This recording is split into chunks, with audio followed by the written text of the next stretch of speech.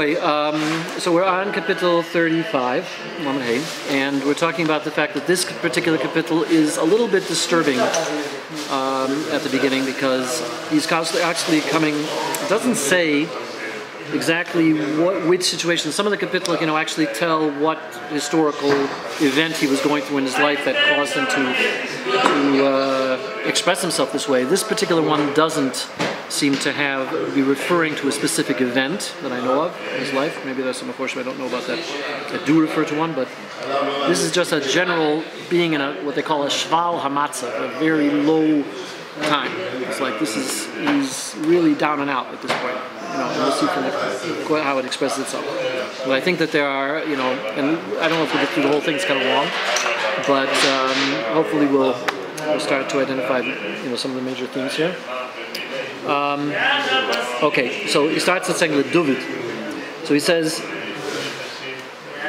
that this particular kapitel was said when David was at a time when he was nistalku mira malchus es moichin shalom. He's talking about that a time when the Shekhinah, the whole thing we're talking about over and over again, as we know, he's talking about malchus as the Shekhinah. That's talking about the general presence of Hashem in the world, as opposed to the moichin, which is the intellect, which is the illumination.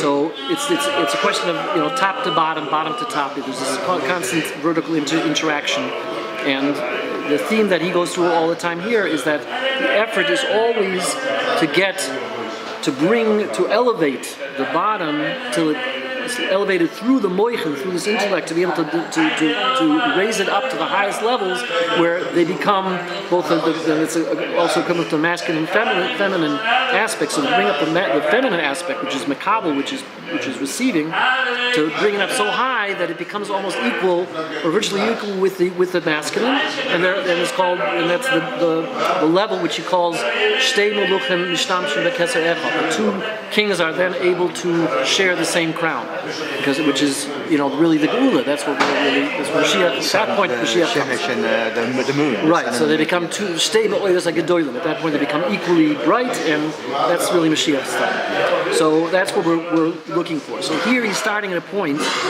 where I think we talked about once before also, where it's such a low level where we're left with Malchus alone. So that's why it says just Lidovid. Usually it says Seach Lidovid or Mizmor Lidovid or some kind of other thing together with David. Here it's just plain David. It's like nothing else. He's down and out. It's completely emptied out. So there is no moichin at this point. Malchus is sitting there. It's in Golis, whatever, and there is no intellect that's illuminating. It's a person. You can compare it to a person that just doesn't have his mind together at all. He's just completely. So you have moichin the katnut, moichin the gadlut, and no moichin at all. Well, yeah, this is probably even. We talk a lot moichin the katnut here, but this is probably even below that. Whatever. We'll get up to that later. But he says nishora bechinas nekuda. It's just a point. At this point, Malchus is simply a point. It doesn't have any particular benefits or advantages at this point. There's no power.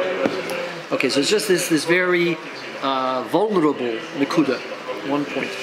And then the trouble is when it becomes a point like that, then as we've talked all this time, there's all these other forces, the forces of the chitzoinin, the makatrigin, the external forces which are always ready to attack at any point. Just learning another interesting was just learning about this parsha talks about Amalek, and one of the reasons why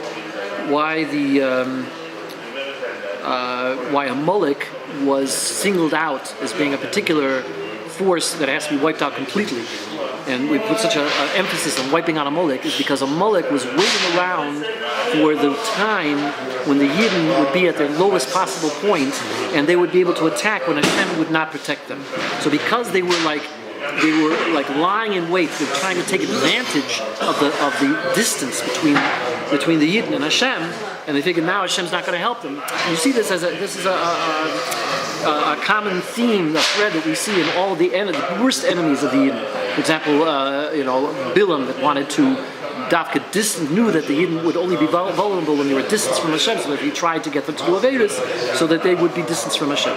So, and then they'd be able to attack, or they'd be able to, because as long as Hashem's behind them, they can't conquer them. So they tried to cause this either to wait until the Yidden themselves are on a low level, or to cause some kind of a period, some kind of a breakup between them. So, for example, with Amalek, they waited until the Yidden said, "Hayesh Elikim Imayim," if is Hashem here or not. So when they came to that low level, but they didn't see Hashem with them anymore, so they took that opportunity to attack. So because of that, they're singled out as being a particularly dangerous enemy that should be wiped out completely. And that's like the worst, because they're taking advantage of the situation. They're not. It's not like somebody who's attacking you, from an equal at an equal standpoint. They're waiting for this period to come through. So anyway. So he says, David is just okay. So these Mekatrigim are trying are waiting, for this opportunity to attack.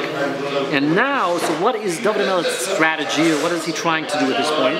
He's appealing to the Atika Kadisha. Now, he goes right to the top. David Melech was very much aware that when Hashem chooses to shine this illumination from the highest levels, Atika Kadisha is like, Kesser, that's like the very highest levels of illumination, then all of the enemies are dispelled. Enemies can't stand up to that kind of a bright light, and they all just, they flee. So he's appealing to that highest level to try to save him. Okay, so how is he expressing it here? So he says, L'David, Rivo Hashem es Yerivai. So that's similar to what we say in Shmona Esrei, that Hashem should take up our struggle. Hashem should we're fighting a war here. We're fighting desperately for survival, and Hashem should take up our fight.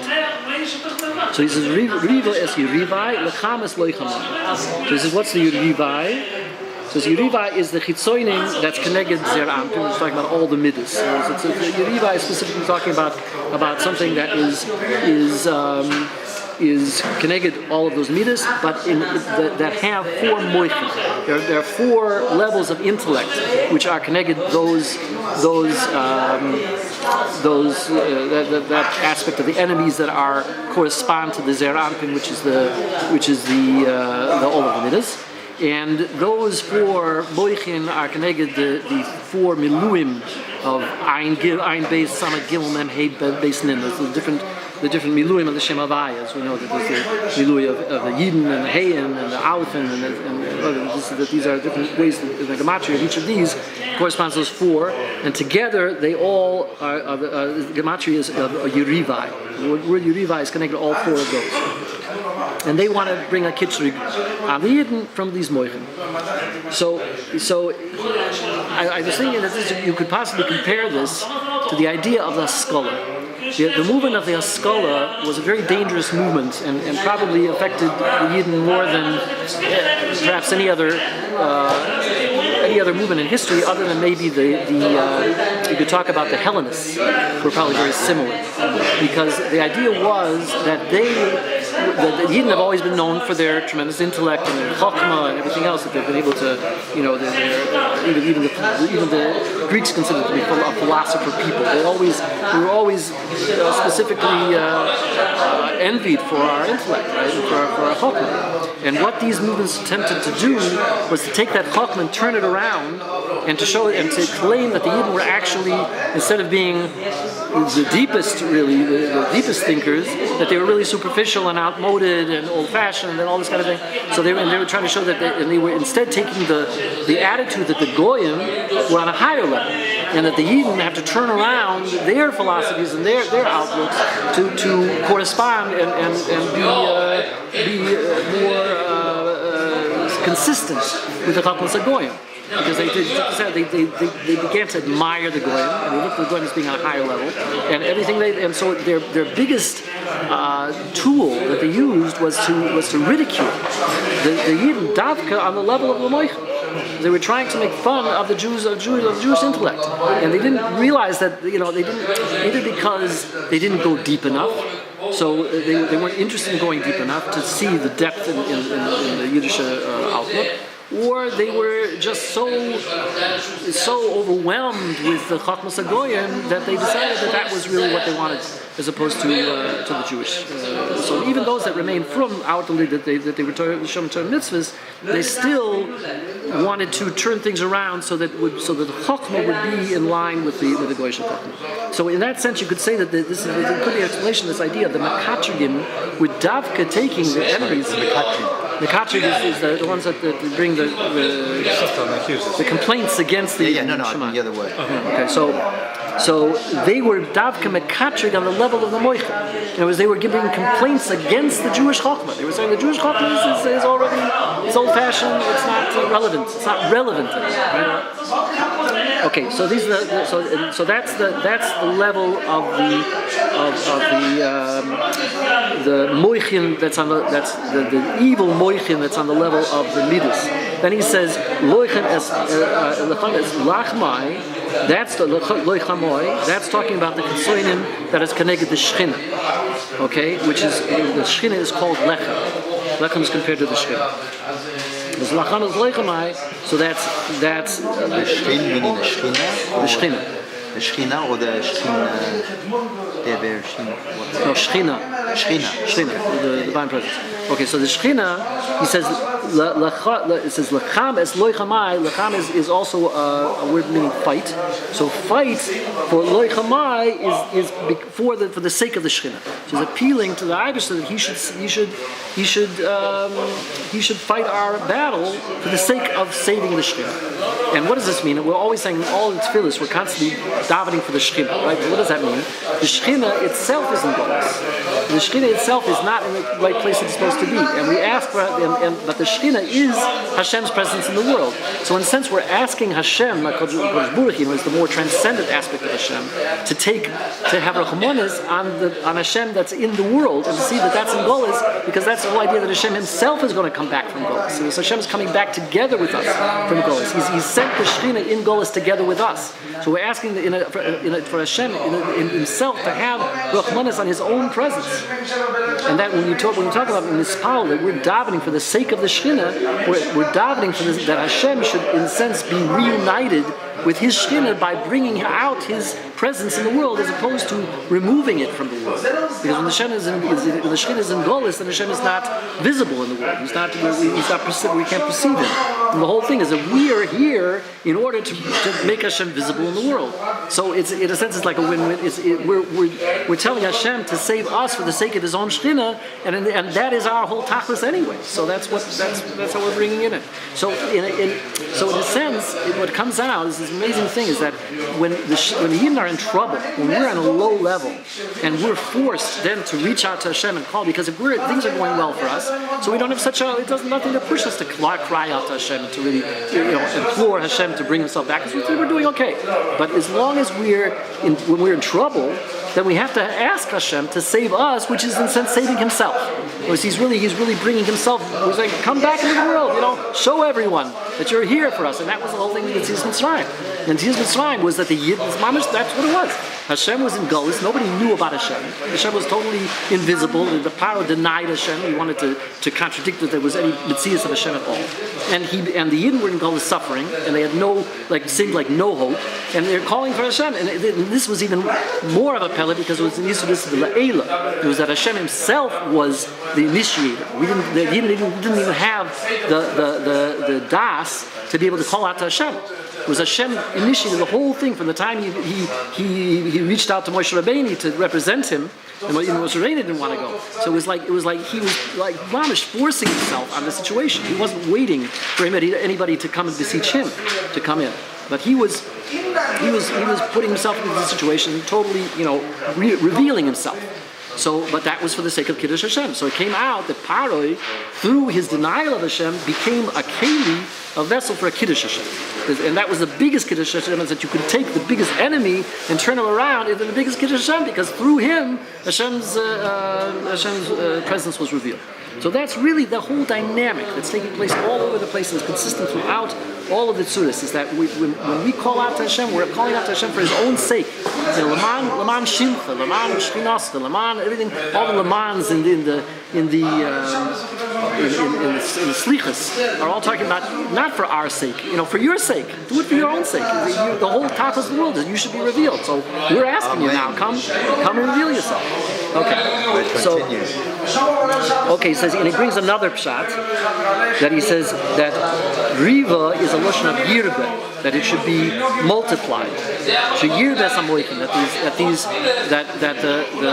the moichin, that this intellect should be so strong and so multiplied that it should be like overwhelming and be able to itself come out so strongly that it's going to overwhelm everything else. And then he says that the Gimel Havayas, that the 3 times the Shem Havaya 26 is the gematria of Lechem, and so he's saying that we're bringing down, this is in a Mashiach, that we're bringing down this Lechem, this light, this illumination of the Erech Haim for the sake of Loichamai, that it should illuminate the 3 Havayas of the Shem Havaya. That's gematria, which is also, he says, 3 times the gematria kale. So there's a meaning of a kale echad miyamin. One kale is from the right hand side, and one kale from the left side, and one kale from the center, which is corresponds to the idea of chesed gvur and tiferes, and that is the gematria of mogain, which is 3 times the gematria of kale. So that's why he says hachzik. That next posting, hachzik mugain v'tzina. So you should bring chizik, the idea of a shield and something that's guarding us.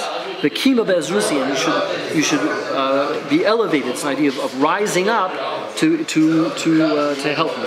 So the tzina, he says, is the level of keser. Because it's tzina rutzon tachreni, and rutzon is in keser. So tzina is connected to the idea of rutzon and keser. And mugain, so and that's the idea of Erech Anpin, which is the very, very highest level. And Kiba, Tzina is also a shield. Mugain and Tzina both. What is that? A buckler on a shoe. A buckle. Tzina is a buckle? A buckle. Buckler.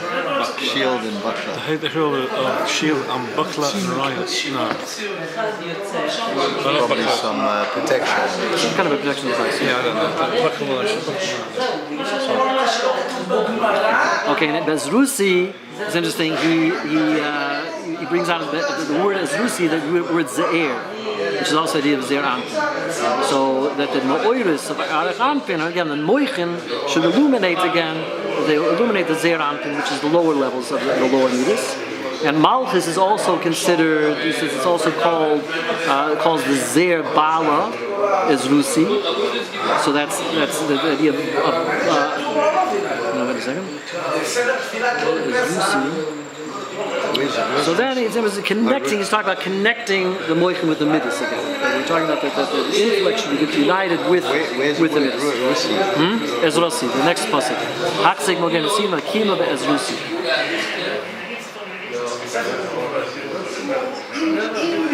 And then he says the next pasuk again. We're talking. There's a lot of lashonis of different kinds of weaponry here. So it's like bring out all of your armaments, all of the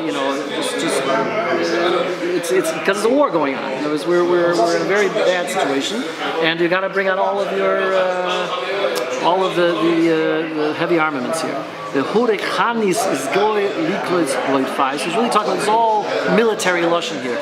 Hurek Chanis is goy liklitz loy fai is also literally, it's a lashon of bearing the spear and cutting off the enemy that's pursuing me and that wants to pursue me. And okay, so we'll talk about that in a minute. So Horek Chanis. So he says Chanis is the idea of Chanin b'Racham. So we're appealing to the Rachmanis of Hashem. Sheyurek es Chaninis. So this Chanis becomes now an idea of Chaninis, that the chain that the Yidden have for Hashem's eyes, the charm that we find in Hashem's eyes, that that should be revealed, and that should stimulate Hashem to again go against the the Kitzonim, that want to cut off this kindness. So that again is a reference to the idea that Amalek is always trying to be mekatrik. He's trying to cut off the chain that Hashem, that the Yidden have in the eyes of Hashem. The whole idea of mekatrik is that he's trying to cause a distancing of Hashem from the Yidden, that Hashem shouldn't love the Yidden anymore. He's bringing out the worst parts of the Yidden. He's trying to point out all of our failures so that Hashem shouldn't have this chain anymore. So that's also idea. So he's saying, on the contrary, show us this chain, and then we'll be, we have to revive this chain in the eyes of Hashem. We don't listen to the kachim that we're trying to do. The previous verse used the two words Yerivai, those who my adversaries, right, and Lochmai, my actual attackers. Right. Had the two main adversaries of David HaMelech were Shaul and Absalom. Had the feud been limited only to these individuals, it would have remained a mere riv, quarrel. But now that many others joined forces with the principal antagonists, this limited riv, quarrel, turned into a full-scale milchoma. With the Pishka. The difference between these two words, Riv and Lochmai, can be understood in the light of the fact that every war which flares up on earth is evidence of a tremendous spiritual struggle between celestial forces representing each side. David asks that Hashem first vanquishes adversaries above the Yerivai, and consequently this will spell the doom of those who make actual war below Lochmai. Right, exactly. So this is so what we're talking about here is what's going on upstairs. This is talking on the level of the Kitrugim that are attacking on the higher level. Okay, so then he says, so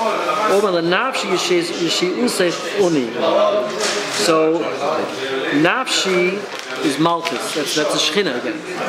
So I said to it's hard to see who's talking to who exactly here, but he says something like, he's saying that you should close off this or don't listen to this attempt of the Mekatchigim to cut off the chain that we find in Hashem's eyes, to the point where ultimately the Zeir Anpin, the Midas, will be able to say that to Malchus. Again, we're trying to unify the Midas with the Shechina, and which is called Nafshi. Yet she will say only that my rescue will come from this, and the Chitzonim will be closed off because of the Rachmim that Hashem was just saying. Basically, turn the tables. Rather than listening to them and all their complaints against us, remember, the chain that you have for us to begin with, and turn around the whole thing so that the Rachmim is revealed. And then Yevoishiv Yikolmi Mevakshi Nafshi. So then Mevakshi Nafshi, again, those that are attempting to destroy Nafshi, the Shechina, should be Yevoshi, that they will be embarrassed and they will be disgraced and completely, that these. He says that there's 4 klolos that are revealed in these few psukim that are connected. These 4 klippas, the 4 types of enemies, which are connected the 4 oilamis, the four worlds of let's see this Yitzia. And those are Yevoishi Yikolmi Mevakshe Nafshi, because Malchus we're talking about that Nafshi is the Malchus of Oilam Atzilus. That's the highest world. That's Nikra Nefesh. And then, because they want to Chas v'Shulam, that they want to have a hold. They want to be able to hold on to this Nafshi. Because the Malchus of Atzilus, like they say, you should be calm. So they should be because they want to go for this highest level of Malchus. That's how they should be eventually disgraced. Now, one thing I was thinking about that this could be referring to is that the idea that virtually all, if you look into the real sources of everything, it comes out that all of the good ideas, so to speak, and the major themes in the literature and in the religion and in all of the higher level stuff that the Goyim, at least in the Western world, have represented, and maybe in the Eastern world as well, originate in Yiddishkeit. That if you see that all of these religions were simply imitating, the things that we brought into the world to begin with. And then they claimed it for their own. So, Christianity is obviously full of these kinds of things, but even in Islam you also see a lot of this. In fact, somebody told me that there was that the son of the Rambam, you always think the Rambam is very rationalist and not mystic at all, but his own son studied some of the Islamic mystics because he held that it was really all coming from the Jewish mysticism to begin with. So some of the ways that they developed it or brought it out, he was even willing to study their stuff because he held that the source of the whole thing was from Yiddishkeit anyway. Even Hinduism can be shown to have origins from Judaism, reincarnation, Newmanism, and many Jews who go to India when they come Balshuva, they say we heard this in India. Right. Yeah.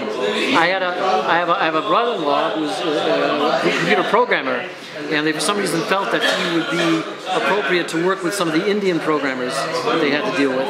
And he would go there, and then some of these religious things would come out, and the tremendous similarities came out. So it's obvious that they were, there was definitely identical. Even with the Chinese, and there's all kinds of things that. But I'm not just talking about that. I'm talking about the Western. All of a lot of them studied Kabbalah. And out of that came something, this alchemy and the Rosicrucians and all these different movements, and the Freemasons, and a lot of these movements drew a great deal from Yiddishkeit. Okay, so that's the highest level. So again, they should be pushed back. They should be pushed back. So this gematria of Shin Yud.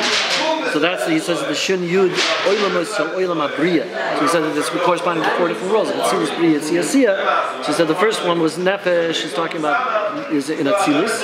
Now Yisrael Yochav Yachri Choshvei Reusi. He's talking about Yachri is the gematria of Shin Yud, which is the Shin Yud Oilamos Oilam Abriya, which is the next world down. And then the Midah Shahim Moedin Nikach Moedin Lohem. It's just like they wanted to push me back, so instead they should be pushed back. And he can moitzlifnei riach malach Hashem doiche. He's talking about that they should be blown away like the chaff in the wind, and a malach should pursue them. Malach Hashem should pursue them, push them away. So that's referring to the oil of Yitzira. Let's bring that in because kamoitz is the gematria with the coil of Yaakov, and Yaakov is connected the oil of Yitzira, and so that's that they'll be dispersed like the wind. The Malach Hashem is referring to the Soid of Zeranpin, so you should push them away, and the Doich is Toiv, and Doich is Gematria Toiv, whatever, that should push away. Then he darkam Hoishek Lakois, and Malach Hashem Roidfam. So again, we got Malach Hashem in there again, and now it's talking about that you should pursue them. So all of this stuff is really imploring Hashem that He should directly step in and take action, because we're not doing anything here. It's not even asking Him to empower us to do anything. We're telling Hashem, send a malach, get rid of them. We can't do it ourselves. So you gotta really take it into your own hands here.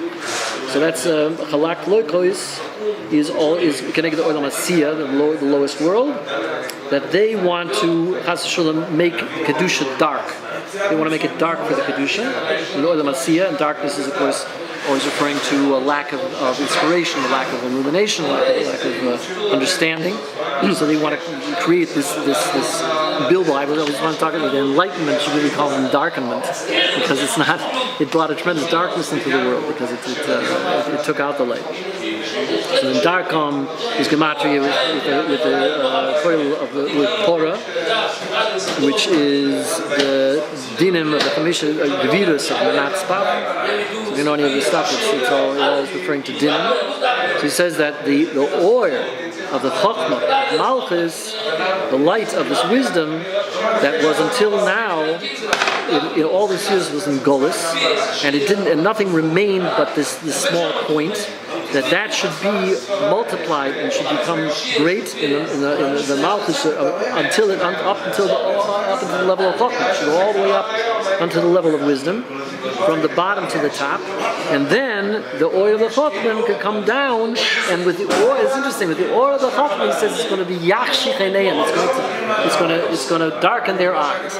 It's like blindness, essentially. They're going to be so blown away by the Chokhmah that's going to cause darkness for them. So the darkness that they wanted to bring on the world is going to again turn around in their faces and cause the darkness for them.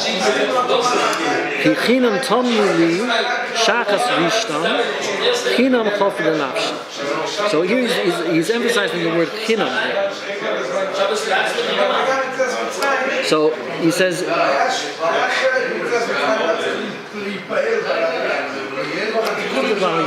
explaining this here. He says that it has to do with this Talmud Shakas Rishtam, that they're trying to, as we said before, the Klippas are always trying to chop the Shefa. They're always trying to take everything for themselves. And you can compare that to the days of one of the greatest political struggles that went on during we're talking about the Skala, during the time of reform in Hungary, that it was, and also by Shimshon Hirsch in Frankfurt, Germany. There was a tremendous struggle going on because the Neo-Logans, the reform movement in the very early stages, was appealing. It was a very political thing because they were getting a certain amount of money from the government, and the government had to determine who was the representative of the Jews.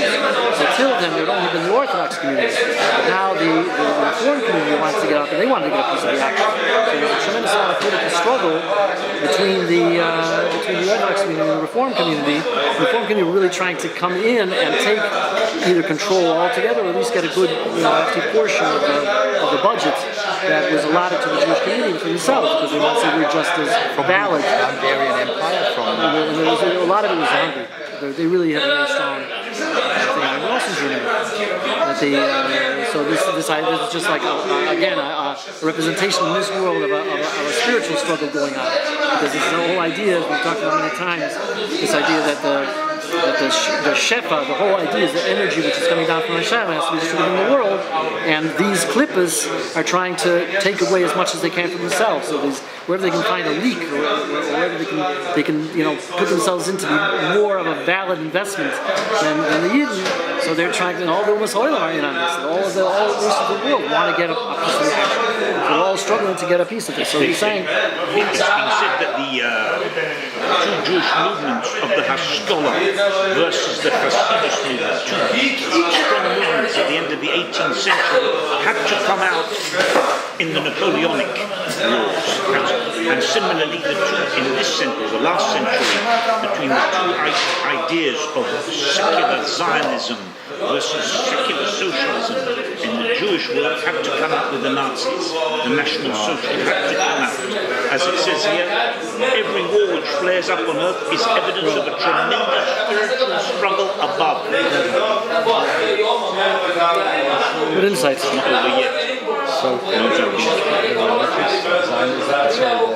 Zionism and the socialist Zionism and the secularism. The seculars show socialism. Socialism with the Jews, and Zionism, secular Zionism came from socialism. And into a movement called Nazi, which means National Socialist. Okay, so there's a struggle between the two, and that causes the. So anyway, so Shachas, he says, is this idea of this Shefa that they're competing for. Tamli Reshes, that they're trying to create this net, this trap that they want us to fall into, and the trap is essentially to catch the Shefa that we're allowing to fall away. Sometimes when the Yidden do Averis, what they're essentially doing is creating leaks in the tzenoirus, in the pathways through which the Shefa comes into the world. And so this is not Yunukim. It's not like a Yunuka. It's suckling. It's causing it to fall down. Right. When whatever we do wrong causes either blockages to happen in this lines of the energy that's supposed to come into the world, which also is a problem, which is also an opportunity for them to step in and try to get from those places that are blocked up. It could overflow or whatever it is. And also there are actually, holes. We create holes in the, and things. We have to, through Tshuva, we try to patch up those holes. But there's all of this shefa that's going in other directions that they're able to get instead of, the idea is when the lines are clean and everything's clear, so then it goes where it's supposed to go. But when it doesn't, it gets, diverted into all kinds of other places. It's not supposed to be. So then he says, so the shoya again is total destruction. So that's, he says again, referring to the bria, and there is supposed to be this the zivig of Zochar Nekeva. So that's the idea that when is that he should bring on them this destruction. That Shoya, the Gematria of the Oasis is the Koil Yeshiva. There's a Mukam Yeshiva Oilam. Oh, so they want to bring. Instead of bringing Yeshiv to the Oilam, instead of bringing, in other words, in order for the world to flourish, there has to be a stable, energy source that's able to distribute energy stably into the world. And they're able to build things up, but they want to cause this destruction where everything's being destroyed, and also instead it brings the world into a state of tohu vavohu, because they're bringing these false ideas into the world. It brings confusion and ultimately destruction. Another example of that would be that, like in the 60s, so you have this tremendous the counterculture, and everything was a tremendous influx of ideas and ideologies with the hippies and with the New Age and with all of these different ideologies that were putting themselves up to be, this thing that was going to save the world, and the age of Aquarius, all of these different ideologies that were trying to bring, some kind of salvation supposedly, and they were really based on nothing. Free love, free this, free that, everything was based on something like also the internet, the internet bubble, and that bubble burst. It was also based on false ideologies, that you can give something for nothing. And communism is also an example of a false ideology. These ideas, the concept of ideology is that you're taking moichin. You're taking, again, the chokhmah, you're enclothing something which is really based on Yetzer Hara, and you're enclothing it in all this false rhetoric and ideology that's really based on nothing. And so sometimes it seems so attractive that people latch onto it and it becomes a whole movement, and then it implodes on itself, because eventually it's just the fact that it's so devoid of any emes just ultimately is doomed to failure. But they don't see it. But at the beginning, they think they're going to save the world. So it's only because it's not based on Torah. So obviously, it's doomed to failure eventually. It's just a matter of how long it goes till it finally fizzles out. So the idea of a zivig is something which really bears fruit. In other words, a zivig is a real unification of a real idea of masculine and feminine, which is give and take and whatever, on an emistic basis. And when that happens, it gives birth to something real.